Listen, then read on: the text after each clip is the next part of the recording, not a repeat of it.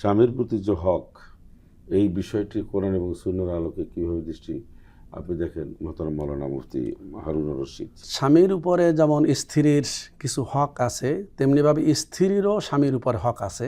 যেহেতু আজকে আমাদের আলোচনার বিষয় যে স্বামীর প্রতি স্ত্রীর হক, অর্থাৎ স্বামী স্ত্রীর কাছে কি কি অধিকার তার প্রাপ্য, কি কি অধিকার সে পাবে, এ ব্যাপারে কোরআন আল কারীম এবং হাদিসুন নববীর মধ্যে বিস্তারিত বলা হয়েছে। আল্লাহ তাবারক ওয়া তাআলা যেমন স্বামী স্ত্রীর হক সম্পর্কে আলোচনা করেছেন, তেমনি রাসূলুল্লাহ সাল্লাল্লাহু আলাইহি ওয়াসাল্লাম বিস্তারিত আলোচনা করেছেন। তা আমরা যদি সংক্ষেপে বলি, তাহলে প্রথমেই স্বামীর প্রতি স্ত্রীর হক, এক নম্বর হচ্ছে স্বামীর আনুগত্য করা, এতাআত করা।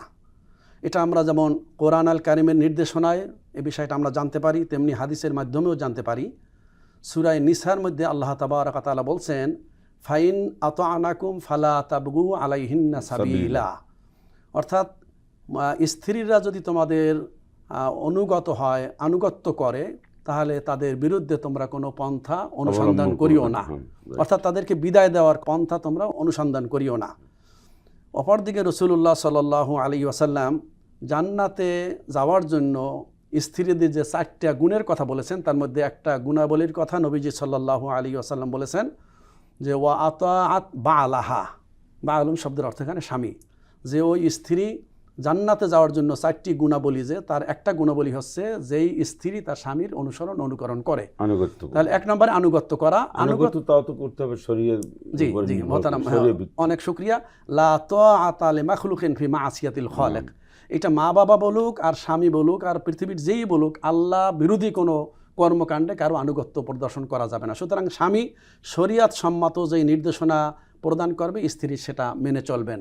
দ্বিতীয় নম্বরে স্ত্রীর উপরে দায়িত্ব হচ্ছে স্বামীর মালের হেফাজত করা, স্ত্রীর সতীত্বের হেফাজত করা, এবং স্বামীর বাড়িতে এবং স্বামীর সহায় সম্পত্তি যা আছে সেটা সে হেফাজত করবে। এটা আল্লাহ তাবারক ওয়া তাআলা সূরা নিসার মধ্যে বলেছেন, আর রিজালু কাওয়ামুনা আলান নিসা বিমা ফাদ্দালাল্লাহু বা'দাহুম আলা বা'দিন ওয়া বিমা আনফাকু মিন আমওয়ালিহিম ফাস-সালিহাতু কানিতাতুন হাফিজাতুন লিল গায়বি বিমা হাফিজাল্লাহ। সুতরাং স্ত্রীর উপরে দায়িত্ব কর্তব্য হচ্ছে সন্তানদেরকে সে দেখাশোনা করবে। এ ব্যাপারে নবীজি সাল্লাল্লাহু আলাইহি ওয়াসাল্লাম আরও স্পষ্ট করে বলেছেন যে স্ত্রী স্বামীর যে বাড়ি, সেই বাড়ির সে দায়িত্বশীলা এবং তার সন্তানের রক্ষণাবেক্ষণের দায়িত্বশীলা, এবং এই ব্যাপারে কিয়ামতের দিন আল্লাহ তাবারক ওয়া তাআলা স্ত্রীকে প্রশ্ন করবেন। তো সেই হিসাবে স্ত্রী তার সতীত্বের হেফাজত করবে এবং স্বামীর যে মালামাল আছে, স্বামীর সন্তান আছে, সবগুলো সে সুন্দরভাবে রক্ষণাবেক্ষণ করবে।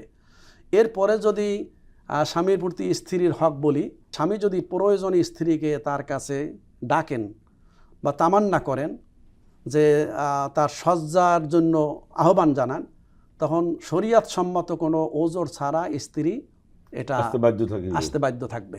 কারণ যদি না আসে, হাদিসের মধ্যে আসছে যে কোনো শরীয়ত সম্মত কারণ ছাড়া যদি স্ত্রী না আসে, আর স্বামী যদি ডাকার পর স্ত্রী না আসলে, তাহলে সারা রাত ওই স্ত্রীর উপরে ফেরেশতারা আল্লাহ তাবারক ওয়া তাআলার পক্ষ থেকে লানত দিতে থাকেন। এরপরে হচ্ছে স্বামীকে যথাযথ সম্মান প্রদর্শন করা, স্ত্রী স্বামীকে যথাযথ সম্মান প্রদর্শন করবে। এটা নবীজি সাল্লাল্লাহু আলাইহি ওয়াসাল্লামের হাদিসের মাধ্যমে আমরা জানতে পারি। নবীজি সাল্লাল্লাহু আলাইহি ওয়াসাল্লাম বলছেন, আমি যদি কাউকে একটি নির্দেশ দিতাম আরেকজনকে সেজদা দেওয়ার জন্য, তাহলে আমি স্ত্রীকে নির্দেশনা প্রদান করতাম স্বামীকে সেজদা দেওয়ার জন্য। মোহতারাম, স্বামীর পায়ের নিচে যে জান্নাত, এই কথাটা স্ত্রী জান্নাত, এই কথাটা কি ভিত্তি? না, এই কথাটা মাউজু কথা। হ্যাঁ, মাউজু কথা, বা বরং এইটা আছে, ইন্নাল জান্নাতা তাহাতা আকদামি উম্মাহাতিকুম, মায়ের পায়ের নিচে সন্তানের বেহেশত। এটা সহিহ।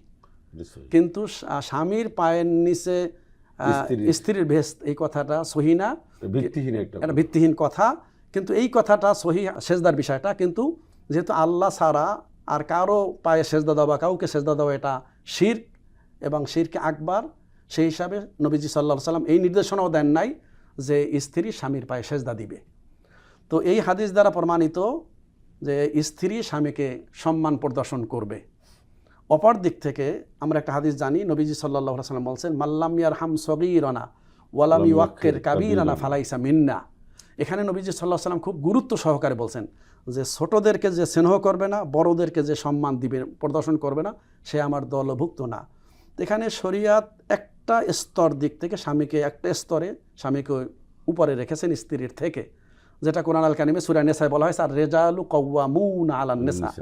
আর স্বাভাবিকভাবেও এটা যদিও সর্বক্ষেত্রে হয় না, কিন্তু স্বাভাবিক একটা নিয়ম দেখি স্ত্রীর থেকে স্বামীর বয়স একটু বেশি হয়ে থাকে, নর্মাল, কিন্তু ব্যতিক্রমও আছে। তো সব দিক বিবেচনায় নবীজির এই হাদিস মোতাবেক স্ত্রী স্বামীকে সম্মান প্রদর্শন করবে, তেমনিভাবে স্বামীও স্ত্রীকে ভালোবাসা মহাব্বত দিয়ে সে কাছে